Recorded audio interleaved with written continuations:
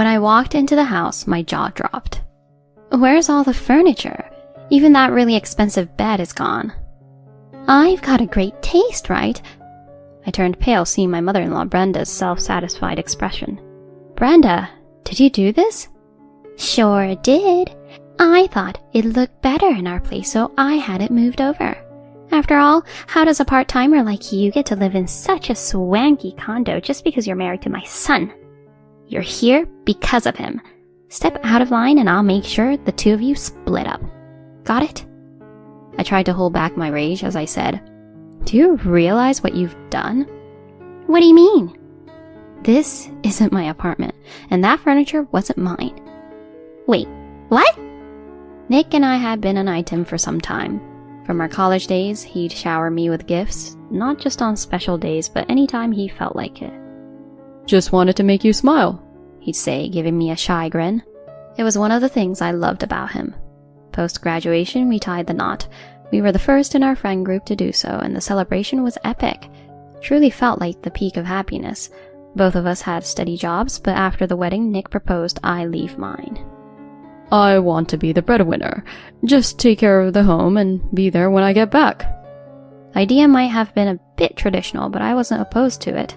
So I gave up my job, focusing on homemaking and eagerly waiting his return each day. But even with a spotless home, I had a lot of free time. Our place was a modest rental. Nick, being accustomed to a lavish lifestyle, sometimes felt it was a bit tight, but he understood I wanted to save, especially in the beginning. I adored our quaint starter home, but then one evening he showed me a listing of a luxury condo in our area, with rent nearly 10 times what we were paying. From the pictures, it looked worth the price, but with such a rent, we'd end up not having enough for a dinner like tonight.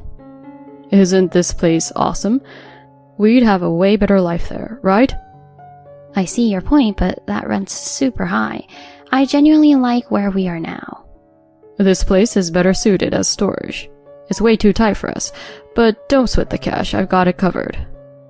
I thought our current place was way bigger than just a storage space, but I recognized we had different viewpoints on money ever since college. Seeing how much he wanted the change, I finally caved. Okay, if you're really set on it, let's do it. But I'd like to work part-time. I want to help out at least a little. I promise I'll always be back in time to cook, and it'll help me stay busy. Sound good? Even considering his hefty paycheck, I wasn't sure about managing the increased rent. There had to be another income stream, but it still gave me jitters. After I got the green light from Nick to work part-time, I came home one day to find him wrapping up our rental agreement on the phone. Once all the I's were dotted and T's were crossed, we made our move at the end of that month. While we hauled over everything from our old place, a few rooms in our new home remained bare. At first, the steep rent had me doing a double take, but the sheer size and coziness of our new place soon had me daydreaming about our life there. Not long after we settled in, Brenda, Nick's out-of-state mom, decided to pay a visit. To be honest, I never warmed up to her. From our engagement days, she's been kind of frosty with me. Maybe she thought I was stealing her baby boy. It seemed like she had a master's degree in finding faults, and she didn't hold back in our new home either. So, you got this swanky place and it's still not up to snuff. I understand you're used to smaller places, but my son deserves better. Can't you keep things neat? She went full-on soap opera star, doing the dust check routine and even going through our fridge. Nick mentioned your new part-time job, grinding all those hours for a mere $450. Instead of burning time, you could be primping up at a spa or something. You're strange. Clearly, Nick got his penchant for splurging from her. I mean, sure, if I were loaded, I'd be all over spa days and shopping sprees. But I wanted to stand on my own 2 feet, not just rely on his bankroll. I felt splurging should come from my hard-earned cash. Trying to get that across to Brenda was like talking to a wall. I usually just responded to her with a tight-lipped smile. When I turned to Nick for a little backup, he just brushed it aside, taking his mom's side. The whole thing started eating at me. Brenda became a regular, showing off and constantly digging at me. She'd never been keen on our old place, but with this upgrade, she paraded around like she owned the place. I was getting tired of her drop-ins. When I subtly mentioned she might be overdoing her visits, she let loose. I'm Nick's mom. He owns this place, so it's totally normal for me to be here. But you? Not so much. Have you seen your classy neighbor? Makes you look bad. Can't believe my son's stuck with you. She kept it up till Nick walked in. Hey Nick, sorry, but I couldn't get dinner ready. Mind if you and your mom get something delivered? I need some air. Instead of understanding, he just snapped. Really?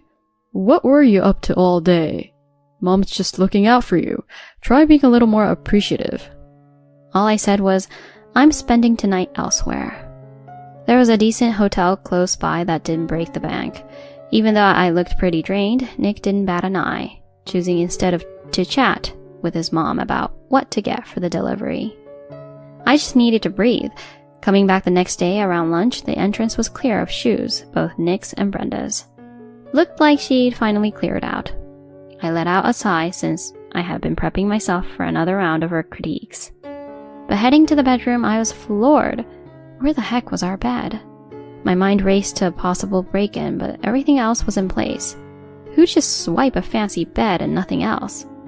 On a hunch, I called Brenda, wondering if she knew something. Without batting an eye, she copped to it. So, problem? That bed was too high-end for someone like you. I did you a favor. It was in decent shape. I'll ship you my old one, a tad worn, but more your speed. Her smirk was almost palpable over the phone, and that was the last straw for me. I replied to her snide remarks with a big smile. I don't need such trash. Why don't you get rid of it at yourself? And you just take things without saying sorry? She snapped back. Who do you think you are talking to me like that? People always say you act so stuck up. Is that why nobody likes you? I replied, say whatever you like, but I want the bed back. She quickly said, whatever you own, Nick does too, so I can use it unless he has an issue. I calmly corrected her. The bed isn't actually ours. She was clearly shocked. What are you talking about? I broke the news to Brenda. I'm leaving Nick. So, you finally get it. I've moved all my stuff to my new place. That bed's a rental. You rented such a fancy bed? You're something else, taking advantage of Nick. He picked out that bed, not me. He always had to have the best. I then gave her some insight into her son's reality. From his college days, Nick lived on borrowed cash. He might have acted rich, but he was just careless with money. Even though his parents were well off, his own salary barely covered our living expenses. He'd always been borrowing or gambling away money. And yet, he insisted on fancy weddings and luxurious apartments. The bed? He rented that too. Nick's always been obsessed with the idea of seeming rich. He wanted me to stay home just to keep up appearances. Remember when you mentioned the stylish lady next door? Nick told me I should act more like her so he doesn't lose face. He said it with the same smile he'd use when buying me gifts. That day, I decided enough was enough and contacted a lawyer for the divorce. Well, thanks for everything, Brenda. That bed wasn't cheap. The rental company will bill you. Brenda, in a panic, replied, This is your fault. You should have told me. Come back and deal with it. This isn't a request, it's an order. You're still his wife. Not for much longer. To me, you're practically a stranger now, and if you're planning to come over again, you might want to make it quick. Given Nick's debts, this plate might not be ours for long. She was so shocked she dropped the call. I didn't bother waiting, just blocked her number. Alrighty, that should clear the air before the divorce. With that, I left Nick's place. I later heard he had been evicted. He bragged about paying everything off with his huge salary, but it was bound to happen. He moved into a tiny apartment way smaller than our first place. All his friends who lent him money abandoned him, and he was drowning in debt. Brenda, for all her airs, ended up having to buy the bed she took since it was damaged. The price? A cool $6,700. Even she distanced herself from her own son once she found out about his lies. He had lied about working for a top-tier company with a high salary. He'd been sending his parents $2,000 every month, all borrowed or gambled money. Once Brenda found out, she recognized his pathological need to show off and distanced herself. I might have a pleasant chat with her now, but I sure don't want to hear that voice again.